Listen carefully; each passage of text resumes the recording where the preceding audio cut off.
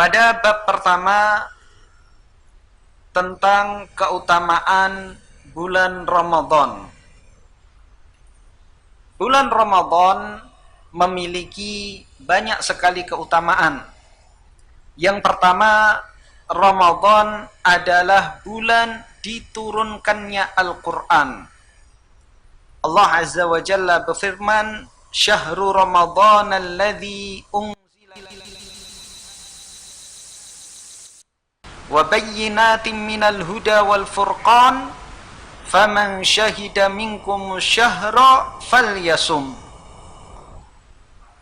Beberapa hari yang ditentukan itu ialah bulan Ramadan, bulan yang di dalamnya diturunkan permulaan Al-Quran sebagai petunjuk bagi manusia dan penjelasan mengenai petunjuk itu dan pembeda antara yang hak dan yang batil. Karena itu, barang siapa di antara kamu berada di negeri tempat tinggalnya pada bulan tersebut, maka hendaklah ia berpuasa saat itu. Dalam ayat ini Allah Subhanahu wa taala mengkhabarkan kepada kita tentang turunnya Al-Qur'an, yaitu ayat-ayat pertama yang turun kepada Nabi sallallahu alaihi wasallam, yaitu 5 ayat dalam surah Al-Alaq. Dan turunnya surah Al-Alaq, 5 ayat dari surah Al-Alaq, ini pertanda diangkatnya Muhammad ibnu Abdullah ibnu Abdul Muttalib Al-Qurashi, diangkat menjadi nabi. Kemudian dengan diturunkannya 5 ayat pertama dalam surah Al-Mudaththir sebagai tanda bahwa Nabi Muhammad sallallahu alaihi wasallam diangkat menjadi rasul. Bulan Ramadan adalah bulan turunnya Al-Quran. Maka Nabi sallallahu alaihi wasallam pun memperbanyak tilawah, membaca Al-Quran di bulan Ramadan. Nabi sallallahu alaihi wasallam memurajaah ayat-ayat yang telah turun kepadanya dengan malaikat Jibril di bulan Ramadan. Dan begitulah salafus saleh, mereka memperbanyak membaca Al-Quran di bulan Ramadan. Imam Malik rahimahullah menutup majelis hadisnya demi untuk memperbanyak membaca Al-Quran. Al-Imam Syafi'i dalam 1 bulan Ramadan mengkhatamkan 60 kali. Maka hendaknya kita juga di bulan Ramadan ini meluangkan waktu yang lebih untuk berinteraksi dengan Al-Quran.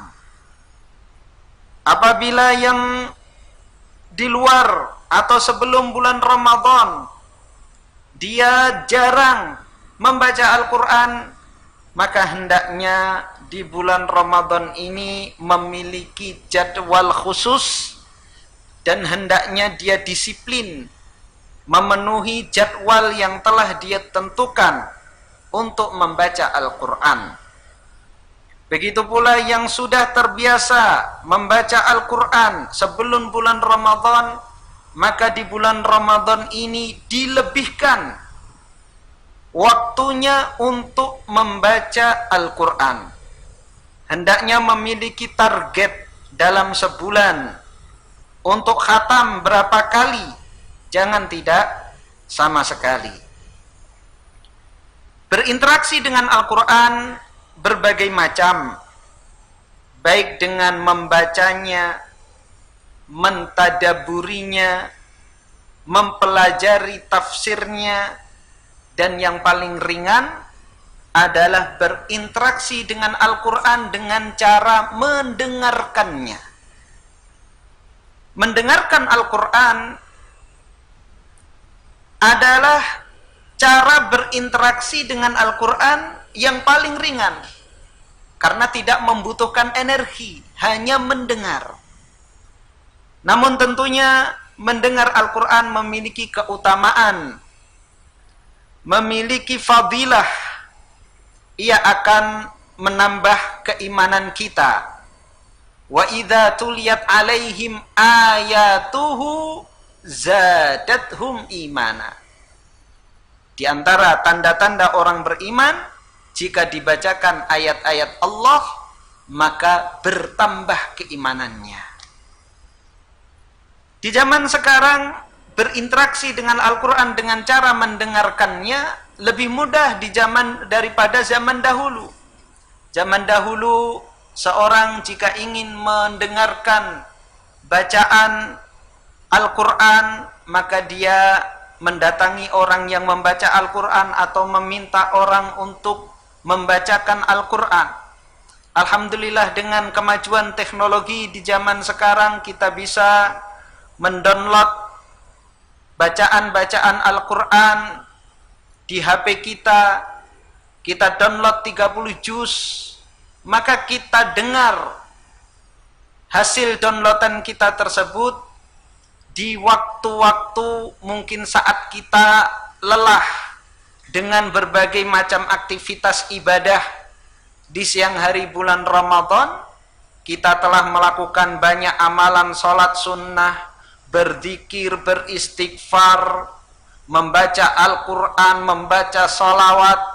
Maka dengan mendengarkan ayat-ayat Al-Quran, kita tidak mengeluarkan energi lagi, tinggal mendengarkan. Maka kita targetkan pada bulan Ramadan ini, selain kita menghatamkan, selain lisan kita menghatamkan misal 30 juz, maka alangkah baiknya telinga kita juga menghatamkan dengan mendengarkan 30 juz.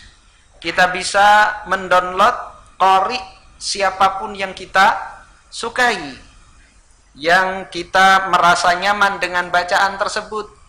Bisa juga diselang-seling, juz pertama qari fulan, kemudian juz berikutnya qari yang lain. Maka dengan kesibukan seperti ini akan memalingkan kita dari hal-hal yang sia-sia.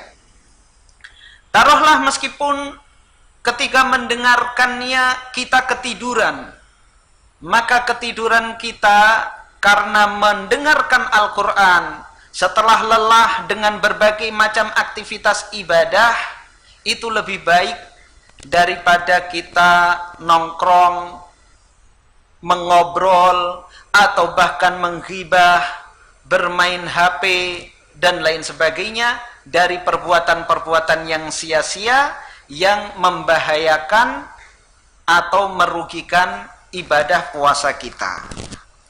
Dan Al-Quran merupakan petunjuk bagi manusia, penjelasan-penjelasan dan membedakan antara yang halal dengan yang haram, antara yang hak dengan yang batil, antara tauhid dengan syirik, antara sunnah dengan bid'ah.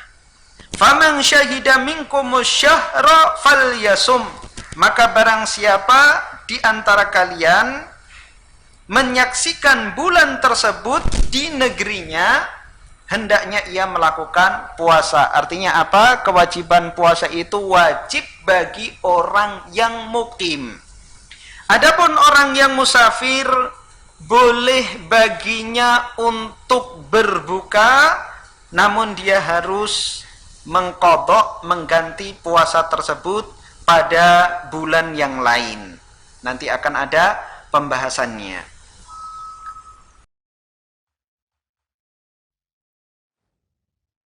Supported by Gema Madinah Store.